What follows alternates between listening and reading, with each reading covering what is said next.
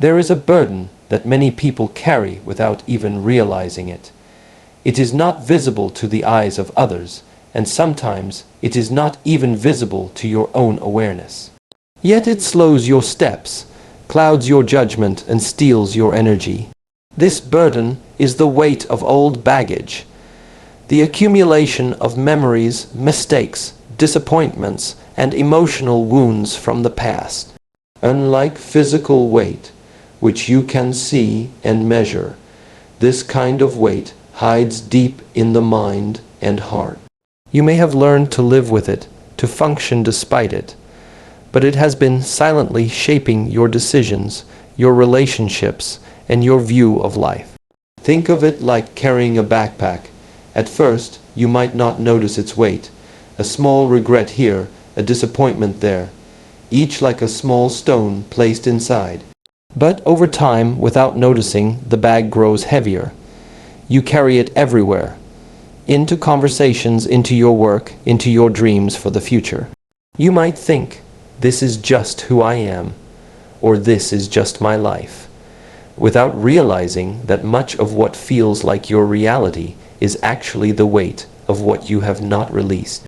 It is the emotional residue of moments that have passed, but which you have not allowed to pass through you. The truth is, no matter how much you try to run forward, if the weight is too heavy, you will eventually slow down. Your energy will run out, your steps will falter, and when that happens, it's not because you are incapable or because life is too hard. It's because you are trying to climb the mountains of the present while carrying the stones of the past. Sometimes this weight is made of guilt, something you did or failed to do. Sometimes it's resentment towards someone who hurt you, or shame from a failure you still replay in your mind. Sometimes it's grief from a loss you have never fully allowed yourself to process. Each of these is a stone, and when you do not address them, when you do not take them out of your backpack, they remain. You might even forget they're there, but the body remembers, the mind remembers, the heart remembers. What makes this burden even more dangerous is that it becomes part of your identity without your awareness. You start to see yourself through the filter of these old experiences. You start believing that you are the sum of your mistakes, that your future must be limited by your past. This is how the weight you cannot see becomes the cage you cannot escape, because you no longer even try to escape it. And yet, freedom begins with awareness. It begins with recognizing that what is slowing you is not always the road ahead, but the weight you have chosen consciously or unconsciously to carry. The first step is to pause and ask yourself, what am I still holding on to that no longer serves me? This is not about denying that these events happened or pretending they didn't hurt you. It is about seeing clearly that they do not need to keep hurting you now. The past is already behind you, but the emotional weight of the past can follow you for years unless you decide to release it. Some people believe that holding on to their pain is a form of justice, as if keeping it alive keeps the wrong from being forgotten. Others hold on because they fear that letting go means letting the other person win. And some hold on because they have worn the weight for so long. They no longer know who they would be without it. But in all these cases, the result is the same. The burden remains and the present moment is sacrificed. If you want to move faster, you cannot just strengthen your legs. You must lighten your load. If you want to live more fully, you cannot just chase new experiences. You must release the old ones that block your way. The weight you cannot see is still weight, and it will keep you from reaching the places you are meant to go if you continue to carry it. It is not weakness to put the bag down, it is wisdom. It is not selfish to remove the stones, it is survival. It is the beginning of walking into the future unchained from what came before. Your memories are like a library. Inside this library are countless volumes, some filled with joy, others with pain, some with victories, others with losses. Each book contains a piece of your journey, a chapter of your life. But the purpose of a library is not to live inside it. It exists so you can consult it when needed, take the lesson, and then return to the present moment to continue writing your story. Yet many people become trapped in their library of the past, living among dusty shelves of old experiences, replaying them as if the present has no value of its own. When memory becomes a prison, it is not because of the events themselves, but because of how you hold them. You may find yourself chained to an image of who you used to be, unable to evolve beyond it. Perhaps you remember a time when you failed, and now, every time you try to move forward, that failure stands before you like a guard at the cell door. Or maybe you hold on to a moment when you were hurt, and you allow that memory to dictate who you trust, how you love, and what you dare to try. In this way, the memory becomes more than a recollection. It becomes a wall between you and the life you could live. There is a subtle but powerful truth. The mind cannot tell the difference between a vividly remembered past and something happening right now. This is why a painful memory can still make your chest tighten or your stomach sink years after the event. By revisiting it often, you keep it alive, and each time you do, you feed it with new energy. This is how a single moment from years ago can shape your emotions today as if it just happened. But memory was never meant to be your captor. Its purpose is to serve as a tool, a map, a reference, a source of wisdom. The past can guide you away from repeating old mistakes. It can inspire gratitude when you remember how far you have come. It can show you patterns, helping you see where change is needed. These are the ways memory supports you. But the moment it begins to limit your possibilities, the moment it convinces you that what happened before is the only thing that can happen again, you have stepped into a cell of your own making. You can choose to use memory as a lantern, shining light on your path, or as an anchor, dragging you down. The lantern helps you see where to place your next step, but the anchor keeps you in the same spot, no matter how much you wish to move. And here lies the choice, to keep revisiting the same painful chapter until it becomes the whole book of your life, or to acknowledge that it is just one part of a much larger story. Freeing yourself from the prison of memory does not mean forgetting what happened. Forgetting would erase the lessons, and lessons are what make you stronger. But there is a difference between learning from the past and living in it. The lesson can come with you into the future, but the pain does not have to. You can let the experience shape your wisdom without letting it shape your identity. To do this, you must practice shifting your focus. When you notice yourself lost in an old memory, pause and ask, what is this memory trying to teach me right now? Once you have your answer, release the rest. Carry the insight, not the weight. The mind may try to return to familiar stories, but you can train it to stay in the present. This is not about erasing your history. It is about placing it where it belongs, in the past, so that your hands are free to shape the moment you are living now. Letting go is often spoken of as if it is a single decision, a simple choice you make in a moment. But the truth is, it is a skill, one that must be learned, practiced, and strengthened over time.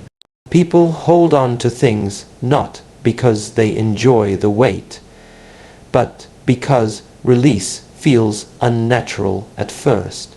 The mind is designed to seek safety, and it often confuses familiarity with safety. Even if what you are holding is painful, you may cling to it because it is known, and the known feels less frightening than the unknown. Letting go begins with awareness. You cannot release what you do not realize you are gripping. This means looking honestly at the emotions, memories, and beliefs that you carry, and acknowledging that some of them have long passed their time of usefulness. It requires courage to admit that the story you have been telling yourself for years may no longer serve the person you are becoming. This courage is the first sign of the skill in action, the ability to face what is uncomfortable without turning away. Once you have identified what needs to be released, the next part of the skill is acceptance. Letting go is not about denying that something happened, nor is it about pretending it did not hurt you. It is about accepting the reality of what occurred and recognizing that no amount of replaying it will change the outcome. Many people stay trapped because they keep trying to rewrite a chapter of life that has already been printed. Acceptance is putting down the pen for that chapter and picking it up for the one you are living now. Another element of this skill is patience. Just as you do not master a musical instrument or a martial art overnight, you do not master the art of release in a single attempt. You might think you have let something go, only to find it return to your mind when you are triggered. This does not mean you have failed. It means you are still in training. Each time you notice yourself holding on again, you have an opportunity to practice once more. Repetition is not a setback. It is the process of strengthening your grip on the present and loosening your grip on the past.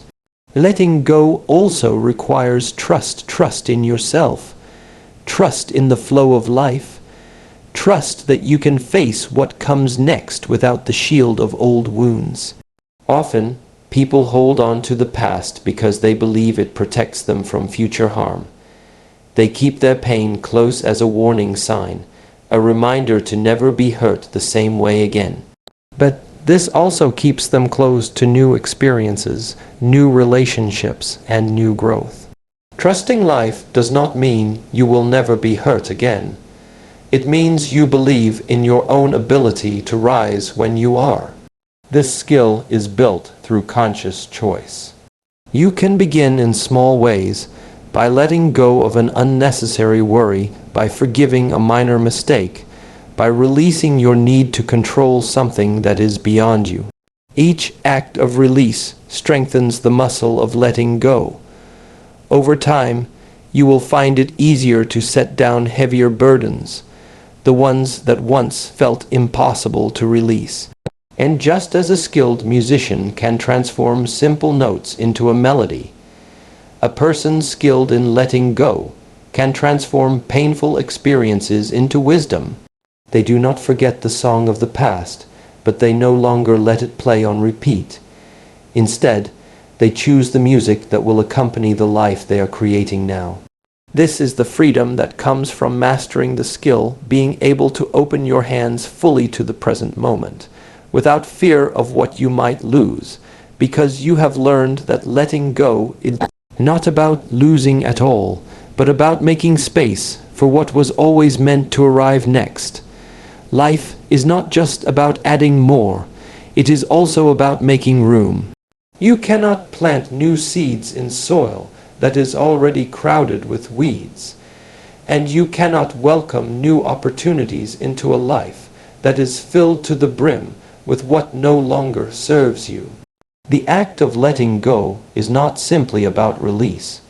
It is about creating space, a kind of openness that invites fresh experiences, deeper connections, and growth that could not have existed before. Imagine walking into a room so cluttered that you can barely move. Every corner is filled with objects, some useful, some broken, some that you have not touched in years. Even if you try to bring in something new, there is no place to put it. So it sits at the door, waiting, unable to enter. This is what happens when your inner world is filled with emotional clutter. Old grudges, unresolved conflicts, outdated beliefs, and habits that no longer align with who you are becoming. These things may not seem heavy on their own, but together they occupy space that could be given to something better. The space you create by letting go is not empty, it is fertile. It is the kind of space in which ideas can grow, relationships can deepen, and opportunities can land without being pushed away by what already occupies your mind and heart. But to make this space, you must be willing to clear out the unnecessary, and that means examining what you have been holding on to out of fear, habit, or comfort. Sometimes the things that take up the most space are not even painful. They are simply outdated. A goal you set years ago may no longer align with your current values, but you keep pursuing it because you once said you would. A friendship may no longer feel supportive, yet you hold on because you are afraid of change. A belief about yourself may have been true once, but is now only keeping you small. Each of these is like an old piece of furniture, taking up valuable room in your mental and emotional home. The beauty of creating space is that it shifts your perspective. When your life is crowded, you are often too busy managing what is already there to notice what is missing. But once you clear space, you can see with clarity. You begin to notice the opportunities that were always around you but had nowhere to land. You start to feel a lightness that allows you to move toward new possibilities without hesitation. This is why release is an act of preparation. It is not just about what you are leaving behind. It is about what you are making room for. Every time you say no to something that drains you, you are saying yes to something that can nourish you. Every time you let go of a limiting belief, you are making space for a more empowering truth to take root. And every time you close a chapter, you are freeing space in your story for the next one to begin. Creating space requires trust in timing. Often, people fear the gap that appears when something is removed from their lives. They rush to fill it, afraid of the stillness that follows release. But this stillness is not emptiness. It is the pause in which life rearranges itself around you. It is the quiet in which the seeds of the future begin to sprout. To create space and hold it with patience is to believe that something worthy will come to fill it. In this way, the space you create becomes a sign of your readiness. It tells life that you are open, that you are no longer clinging to what was, that you are willing to be shaped by what is to come. It is a silent invitation, a clearing in the forest of your life, waiting for the new growth that will transform it into something you could not have imagined before. True freedom is not found in reaching a destination far in the future, nor in rewriting the past to make it more pleasing. It is found here in the exact moment you are living right now. Yet for many people, the present is rarely experienced in its fullness because it is filtered through the weight of yesterday or the anticipation of tomorrow. The mind drifts backward, replaying mistakes, regrets, or moments of pain, or it projects forward into imagined futures filled with worry or desire. In both cases, the present moment becomes little more than a passageway, a means to somewhere else, instead of the place where life actually happens.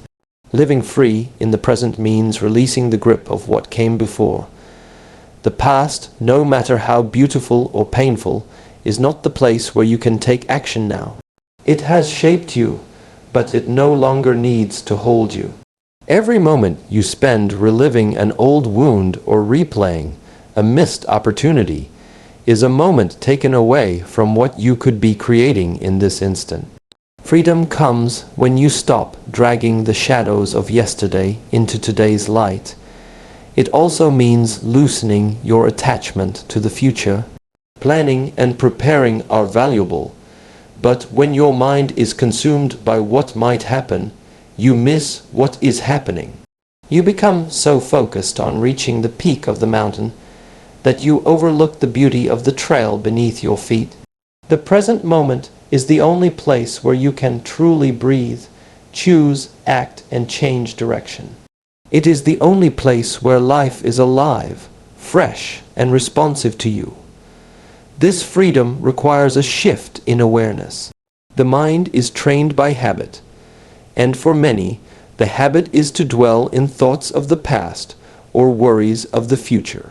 To break this habit, you must train yourself to return again and again to the present, like gently guiding a wandering child back home. This does not mean ignoring your memories or abandoning your goals. It means placing them in their proper place, memories as teachers, goals as guides, while reserving your full attention for what is unfolding now. There is a lightness in living this way, without the constant weight of old baggage or the pull of future expectations. You begin to experience life as it is, not as you wish it had been or fear it might become. You start to notice details that were once invisible to you. The sound of the wind moving through leaves, the way someone's eyes change when they smile, the taste of food when you eat without distraction. These are not small things, they are the fabric of life itself. Freedom in the present moment also gives you power. When you are fully here, you are no longer reacting from old patterns or fears. You see situations clearly, and your responses come from awareness rather than automatic habit. Decisions made in this state are not driven by the ghosts of yesterday or the anxieties of tomorrow. They are shaped by the clarity of now. This is where you can break cycles, change direction, and create a life that is truly your own. The present is also where healing happens. You cannot heal a wound in the past because you no longer live there. You cannot heal a fear in the future because it has not yet arrived. Healing requires your presence, your full attention on what you feel, think, and choose in this very moment. By staying here, you give yourself the chance to breathe through the pain, release what is ready to leave, and open to what is ready to arrive. When you understand that freedom exists only in the present, you begin to see that nothing is missing. The past has already done its work, and the future will take care of itself when it arrives. What you have right now is not incomplete. It is the perfect ground on which to stand, breathe, and take your next step with clarity and strength. The journey of releasing old baggage is not about erasing the past, but about freeing yourself from its hold so you can step fully into the life that is waiting for you. The weight you cannot see slows you more than any obstacle outside of you, but by understanding that memory is a tool and not a prison, you reclaim the ability to choose how you carry your experiences. Letting go becomes a skill you strengthen over time, allowing you to create the space needed for new opportunities to enter. And in that open space, you discover the freedom that can only be found in the present moment, where the past no longer defines you, the future no longer controls you, and each breath becomes a chance to shape your life with clarity, purpose, and peace.